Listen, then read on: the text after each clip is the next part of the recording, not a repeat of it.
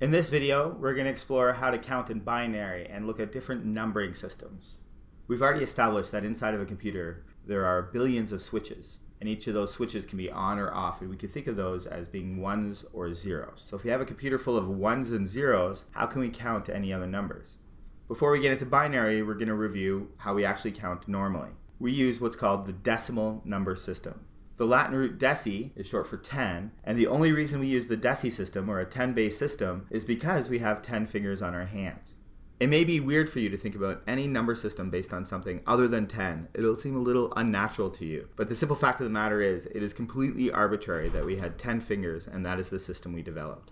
In the decimal system, there are 10 distinct digits: 0, 1, 2, 3, 4, 5, 6, 7, 8, and 9. Those are the only digits we can ever use when representing a number. When counting in a decimal system, we cycle through the digits 0, 1, 2, 3, 4, 5, 6, 7, 8, 9, and then when we run out of digits, we start a new column. And so the next number after 9 is 1, 0, 1, 1, 1, 2.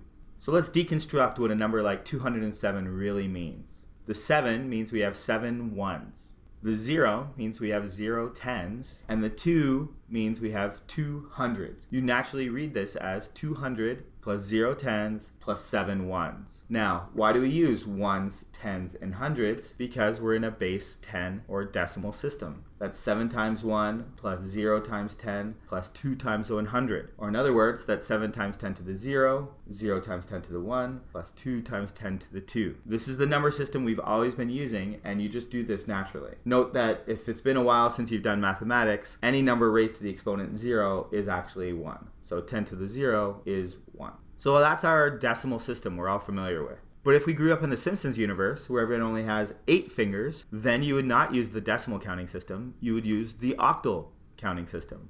So let's say Homer is counting some numbers. Actually, that's not very realistic. Let's say Lisa is counting some numbers.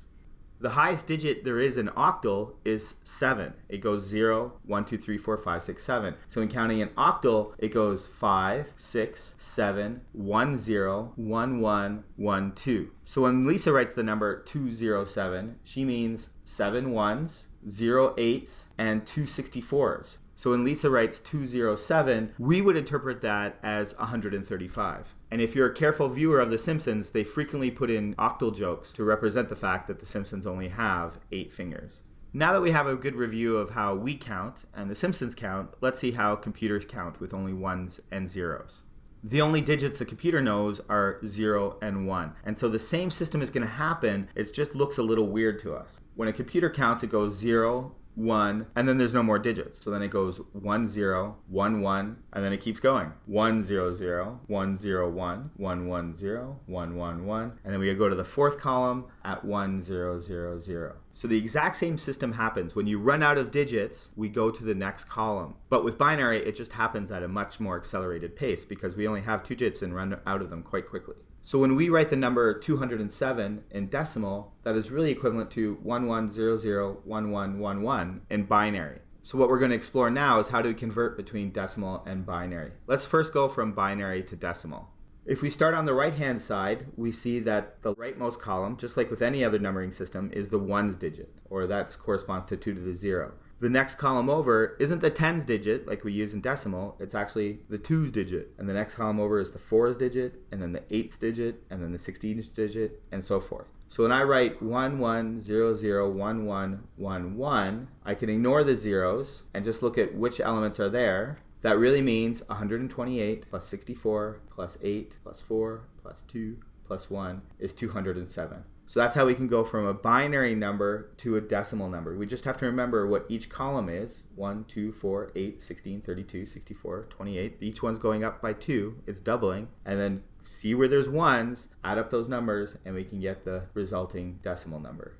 Conversely, how do we go from 207 in decimal to determine what its binary representation is? So in this case, we're actually going to work from left to right in the binary number, and we're going to look for the biggest power of 2 that can fit into 207, and that is 128. So we put a 1 in the 128th column, and then subtract 128, and now we have 79. The biggest power of 2 less than 79 is 64. So we'll subtract 64, and then we have 15. Both 32 and 16 are greater than 15, so we'll put zeros in those positions. And now we continue for the rest of the columns. 15 is 1/8. We have 7 remainder that has a 4 in it. We have a 3 remainder. There's a 2. There's a 1 remainder. And finally, we have a 1. So this is how we can go from a decimal number, such as 207, down to a binary number, 11001111. So I've now shown you how we can convert between regular decimal numbers that we use every day and a binary number that a computer can represent. Now, I haven't shown you how to represent negative numbers or numbers with fractions. And the simple fact of the matter is there are well-defined systems for computers to represent those kind of numbers, but we're not going to explore them in this course. The last topic I want to discuss is hexadecimal, which is base 16. Now, if you lived in a Cthulhu universe where people had octopuses for hands, then perhaps we would be using base 16 instead of base 10. With hexadecimal, we almost have the opposite problem we had with octal and binary. We need more digits. We need 16 digits. So in hexadecimal, we go 0 through 9, and then we have A, B, C, D, E, F. Now, it may seem weird to you to have letters standing in for numbers, but it's just a convention that we use to represent hexadecimal numbers.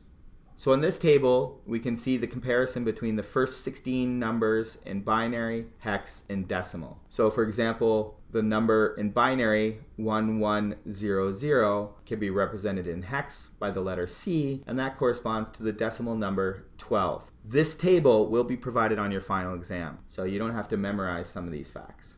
Now, why do we use hexadecimal when working with computers? Well, the simple fact of the matter is it's really easy to convert between hexadecimal and binary, as I'll show you. If I have a number like 3AE, we remember what each of those columns represent. The rightmost column, again, is the ones digit, and then next over we have the 16s digit, and the next column is the 256th digit. So if we have a number like 3AE, that is really 3 times 256 plus 10, because A is represented by 10, times 16, and E corresponds to 14. So that is 3 times 256 plus 10 times 16 plus 14 is 942.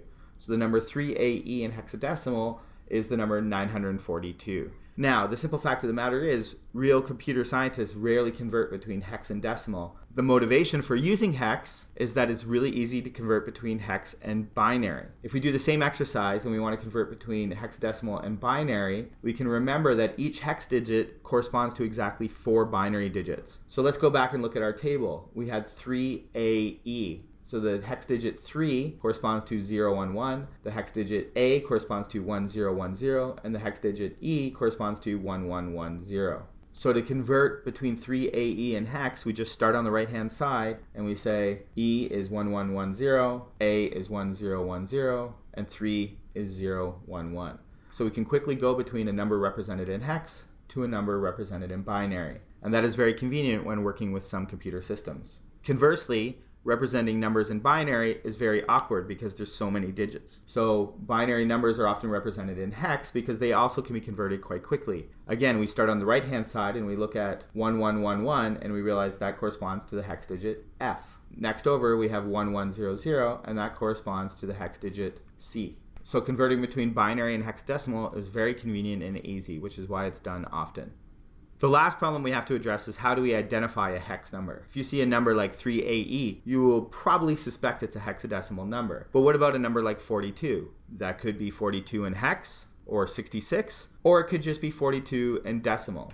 So just seeing 42 on its own will not really help us. There are a couple conventions that we use to identify a hexadecimal number. The first is to put a 0x in front of the number. That's used in many computer languages. But the convention we're going to use in this course, which is used in web development, is to put a hashtag or a number sign in front of the number. And that's because it kind of looks like an H. So if we see hashtag or number 42, then you can interpret that as a hexadecimal number. So in this video, we've seen how we can go from just representing switches with ones and zeros to actually representing real-world numbers that we can use for counting and doing arithmetic and all the wonderful things we can do with numbers.